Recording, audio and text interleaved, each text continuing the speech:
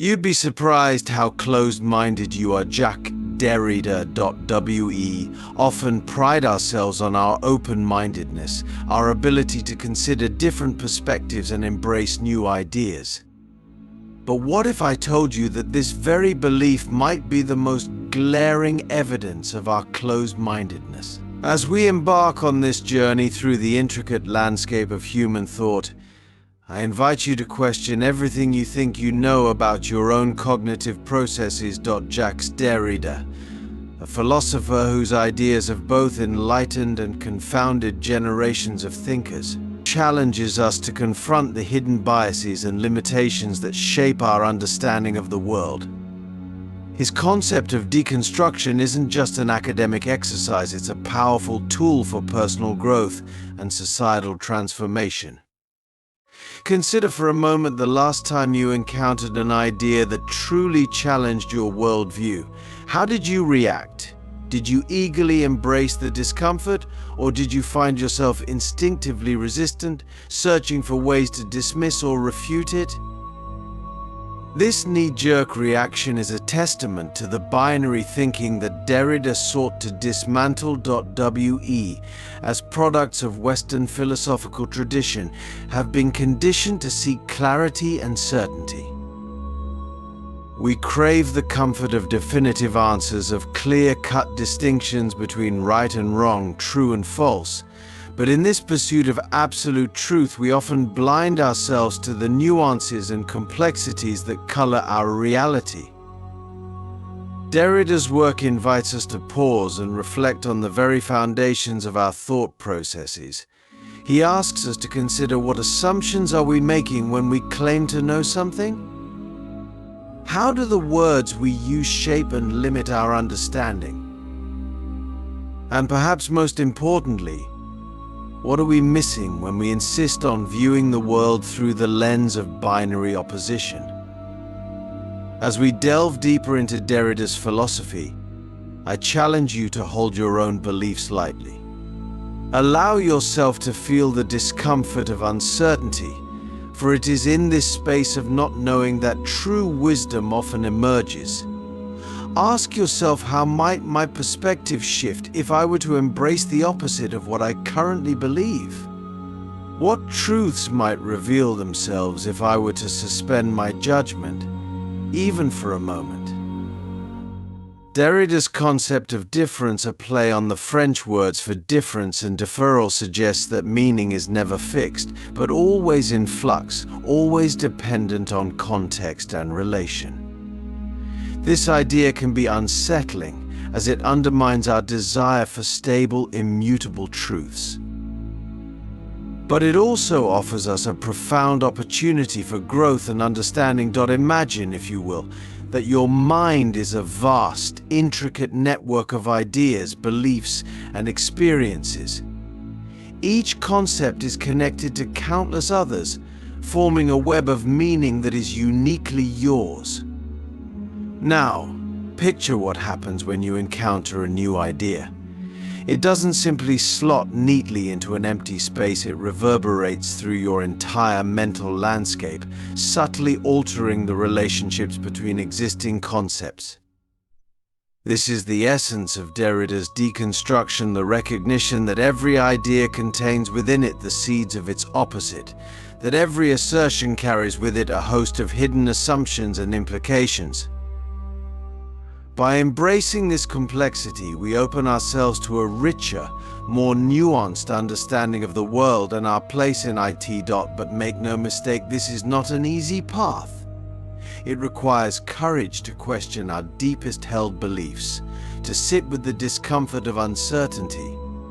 It demands humility to acknowledge that our perspective is always limited, always shaped by factors beyond our conscious awareness. As we continue our exploration of Derrida's ideas, I urge you to approach them not as abstract philosophical concepts, but as practical tools for personal and collective transformation. How might your relationships change if you were to truly embrace the idea that meaning is always in flux, always open to reinterpretation? How might our societies evolve if we could learn to hold space for seemingly contradictory truths? In the words of Derrida himself, every sign, linguistic or non-linguistic, spoken or written, as a small or large unity, can be cited, put between quotation marks. Thereby it can break with every given context and engender infinitely new contexts in an absolutely non-saturable fashion.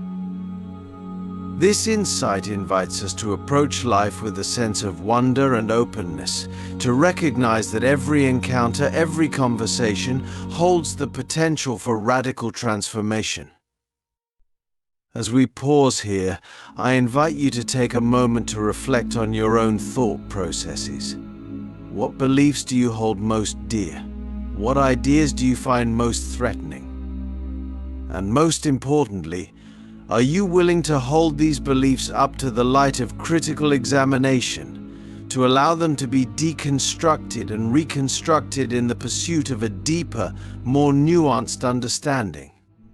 The mirage of certainty navigating the shifting sands of meaning. As we venture deeper into the labyrinth of Derrida's thought, we find ourselves confronting a profound and unsettling truth. The certainty we cling to so desperately is, in many ways, an illusion.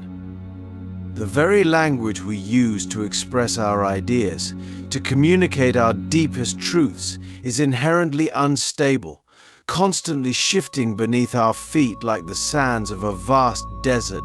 Consider for a moment the words you're hearing right now.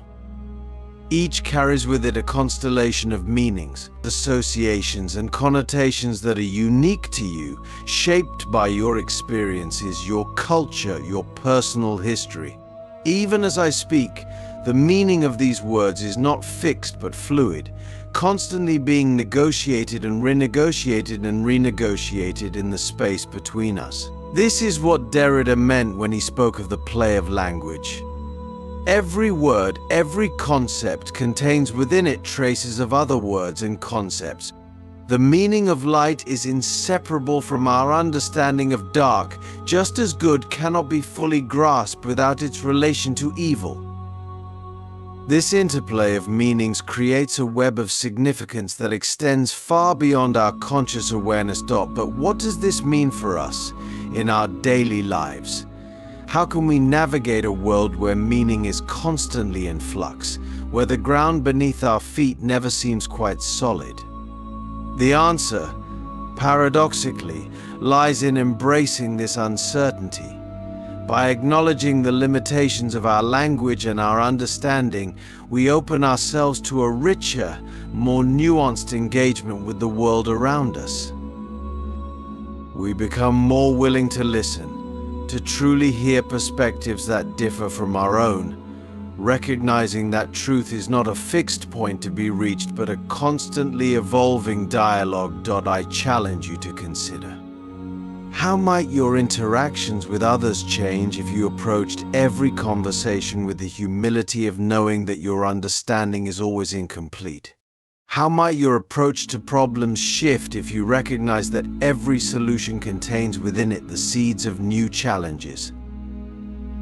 This is not to say that we should abandon all attempts at clarity or precision in our thinking. Rather, it's an invitation to hold our ideas more lightly, to be willing to revise and refine them in the face of new information or perspectives. It's a call to cultivate a kind of intellectual flexibility, a willingness to dance with ideas rather than cling to them rigidly. Derrida's concept of difference offers us a powerful tool for this kind of thinking. By recognizing that meaning is always deferred, always dependent on a network of other meanings, we free ourselves from the tyranny of absolutes.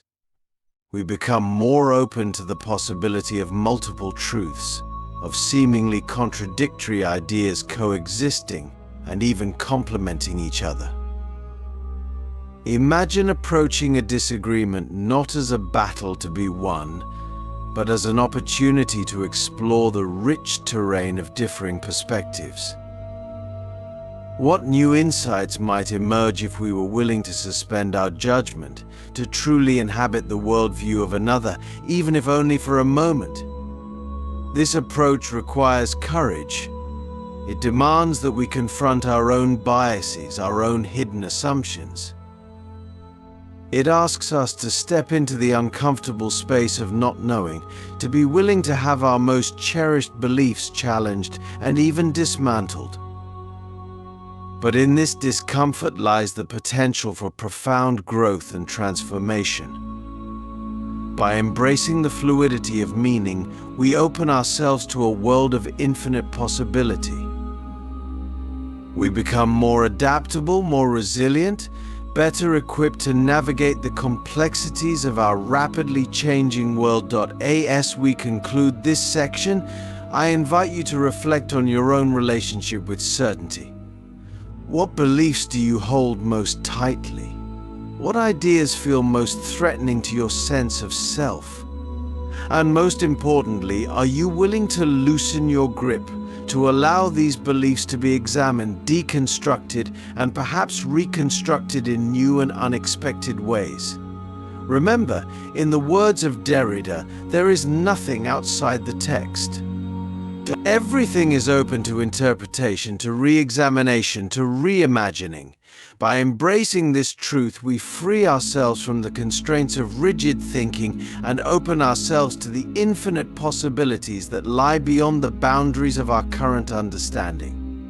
The echo chamber of self breaking through the illusion of individuality. As we delve deeper into the labyrinth of Derrida's philosophy, we encounter a startling revelation that challenges the very core of our self-perception. We often pride ourselves on our individuality, our unique perspectives, and our personal truths. But what if I told you that this sense of self is, in many ways, an illusion constructed by the language and cultural systems we inhabit? Derrida's concept of iterability suggests that every thought we have, every idea we claim as our own, is in fact a repetition, a citation of something that has come before. We are, in essence, walking anthologies of the texts, conversations, and experiences that have shaped us. Our seemingly original thoughts are echoes, reverberating through the chambers of our consciousness, their origins lost in the mists of our cultural and personal histories.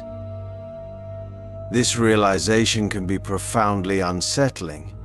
It challenges our notions of authorship, of originality, of the very boundaries between self and other. But it also offers us a path to a deeper, more interconnected understanding of our place in the world. Consider for a moment the last time you had what felt like an original insight. Now, try to trace the origins of that thought. You'll likely find that it's a unique combination of ideas you've encountered elsewhere, filtered through the lens of your personal experience. This doesn't diminish the value of your insight, rather, it places it within a rich tapestry of human thought and experience. Derrida's work invites us to see ourselves not as isolated individuals, but as nodes in a vast network of meaning. Our thoughts, our beliefs, our very identities are constantly being shaped and reshaped by our interactions with others, with texts, with the world around us. This perspective can be liberating. It frees us from the pressure to be entirely original, to pull ideas from thin air. Instead, it encourages us to engage more deeply with the world around us, to listen more attentively, to read more widely. It invites us to see every interaction as an opportunity for growth and transformation. But it also comes with a responsibility. If we are indeed walking anthologies, then we have an obligation to curate our content carefully. What voices are we amplifying? What perspectives are we excluding? How can we expand our repertoire to include a more diverse range of ideas and experiences?